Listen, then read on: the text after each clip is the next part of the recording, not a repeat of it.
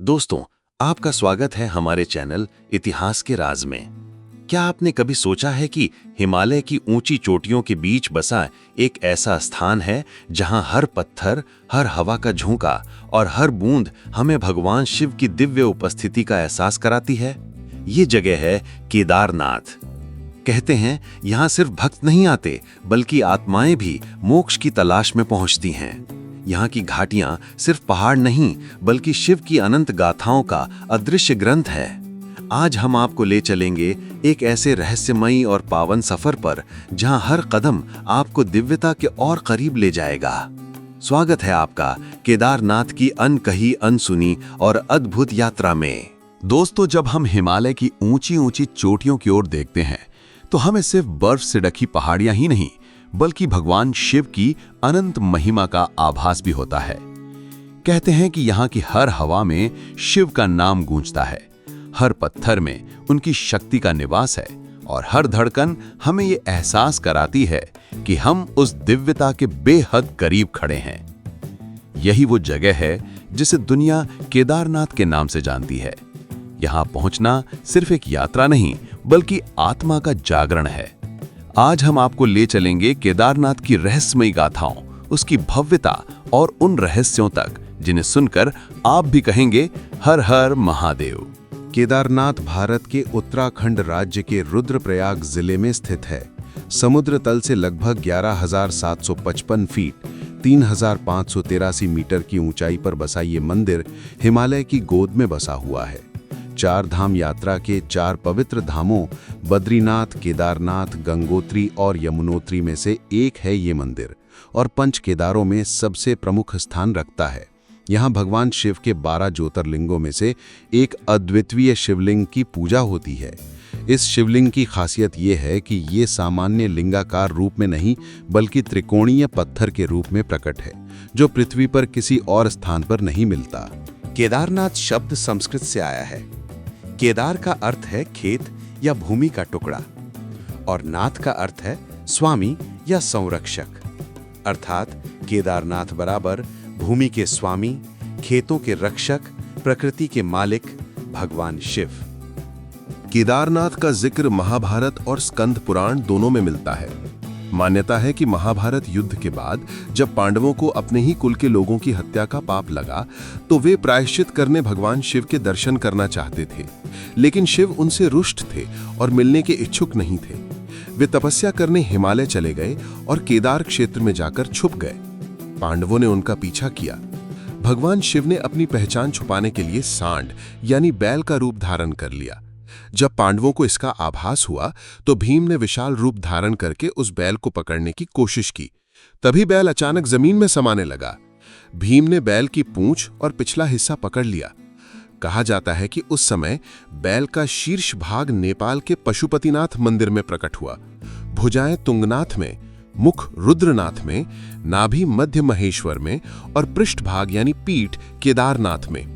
इसी कारण ये स्थान पंच केदार कहलाता है। शिवलिंग की विशेषता।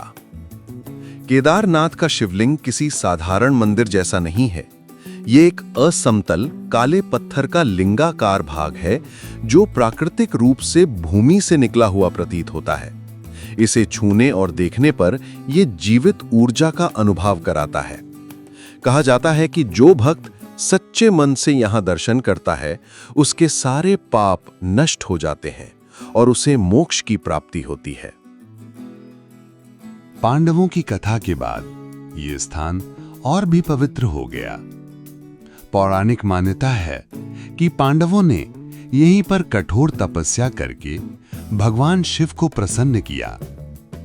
शिव ने उन्हें क्षमा करते हुए आशीर्वाद दिया कि जो भी भक्त केदारनाथ आएगा उसके पाप धुल जाएंगे और उसे मोक्ष का मार्ग मिलेगा।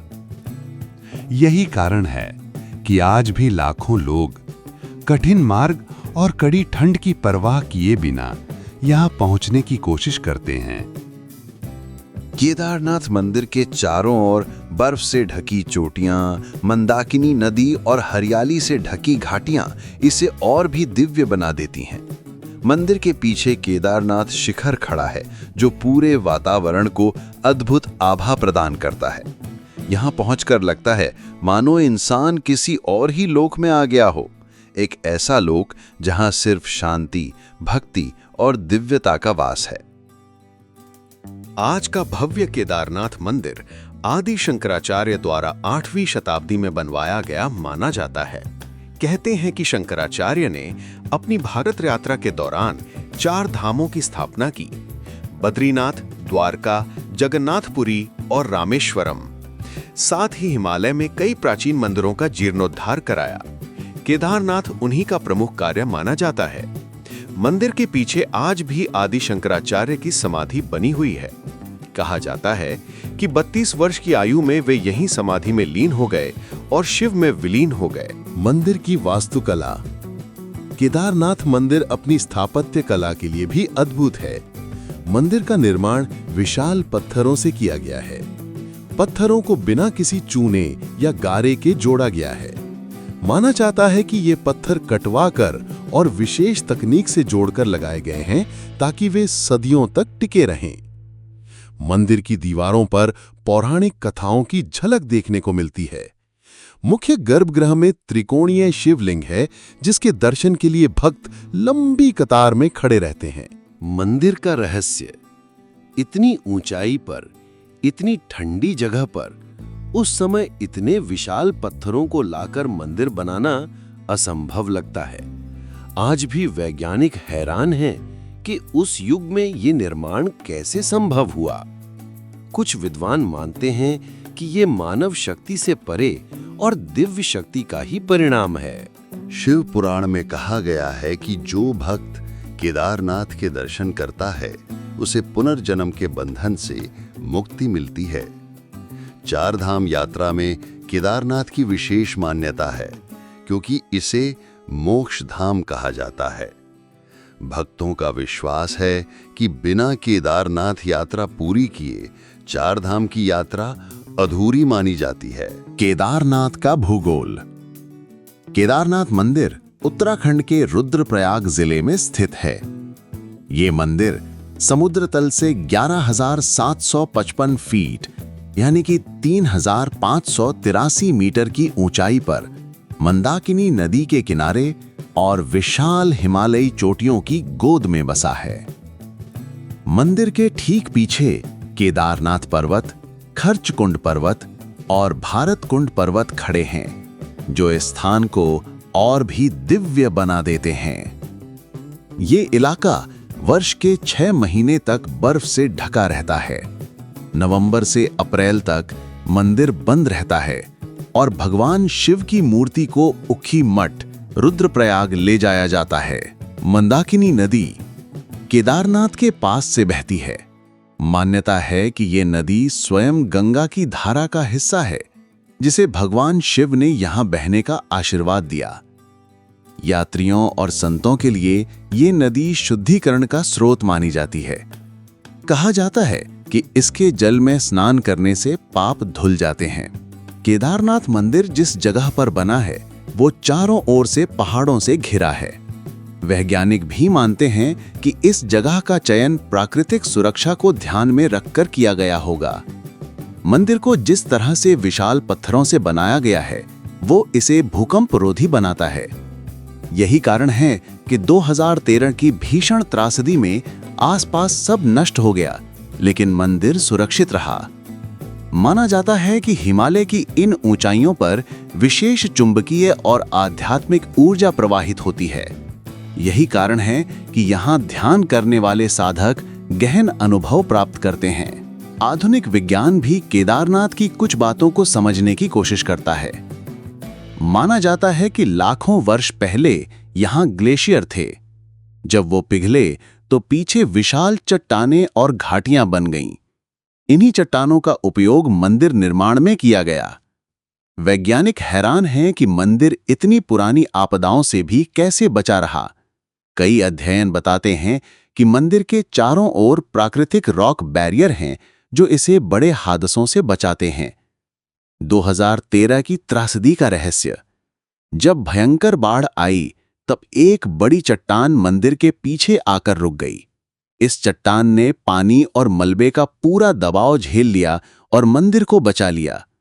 वैज्ञानिक मानते हैं कि ये एक प्राकृतिक संयोग था, जबकि भक्त इसे शिव का चमत्कार कहते हैं। यहाँ की जलवायु गर्मियों मई-जून में यहाँ का तापमान 8 डिग्री सेल्सियस से 20 डिग्री सेल्सियस तक रहता है। बरसात में रास्ते खतरनाक हो जाते हैं। सर्दियों नवंबर से अप्रैल में यहाँ भारी बर्फबारी होती है और तापमान -15 डिग्री सेल्सियस तक गिर जाता है। इसी वजह से मंदिर केवल 6 महीने अप्रैल मई से लेकर अक्टूबर नवंबर तक ही खुला रहता है। जो भी यहाँ पहुँचता है वो कहता है कि इस जगह की शांति किसी और स्थान पर महसूस नहीं होती। भक्तों का विश्वास है कि ये शांति भगवान शिव की उपस्थिति का प्रमाण है। यहाँ साधक गहन ध्यान में बैठते हैं और कहते हैं कि उन्हें शिव के ओम नमः शिवाय मंत्र का आंतरिक नाद सुनाई देता है। दोस्तों, केदारनाथ कोई साधारण जगह नहीं है। ये वो स्थान है जहां इंसान खुद को खोकर शिव में विलीन हो जाता है। ये वो धाम है जहां हर पत्थर, हर हवा और हर बूंद हमें याद दिलाती है कि जीवन अस्थायी है, लेकिन आत्मा और भक्ति शाश्वत है। 2013 की त्रासदी ने हमें ये सिखाया कि चाहे कितनी भी विपत्तियां आ जाएं, लेकिन ईश्वर की कृपा के आगे सब छोटा है। मंदिर सुरक्षित रहा क्योंकि शिव स्वयं अपने धाम की रक्षा कर रहे थे। यही कारण है कि कहा जाता है, केदारनाथ वहीं पहुंचता है जिसे स्वयं भोलेनाथ बुलाते हैं। अगर आपने सच्चे मन से यात्रा की तो ये अनुभव आपके जीवन को बदल देगा। तो दोस्तों, जब भी जीवन की कठिनाइयां आपको तोड़ने लगें, तो याद रखिए, शिव वहीं हैं, केदारनाथ की चोटियों में, मंदाकिनी की हर लहर में और आपके हृदय की हर धड़कन में। अगर आपको हमारा ये केदारनाथ का रहस्यमय और ऐतिहासिक सफर पसंद आया हो तो इस वीडियो को लाइक जरूर कीजिए, अपने दोस्तों और परिवार वालों के साथ शेयर कीजिए, ताकि और लोग भी भोलेनाथ की इस अद्भुत यात्रा से जुड़ सकें। और हाँ, हमारे चैनल को सब्सक्राइब करना बिल्कुल मत भूलिएगा, क्योंकि हम आपको ऐसे ही और भी ऐतिहासिक और रहस्यमय किस्से लाकर सुनाते रहेंगे। तो मिलते हैं अगली रोचक यात्रा में। तब तक के लिए हर हर महादेव।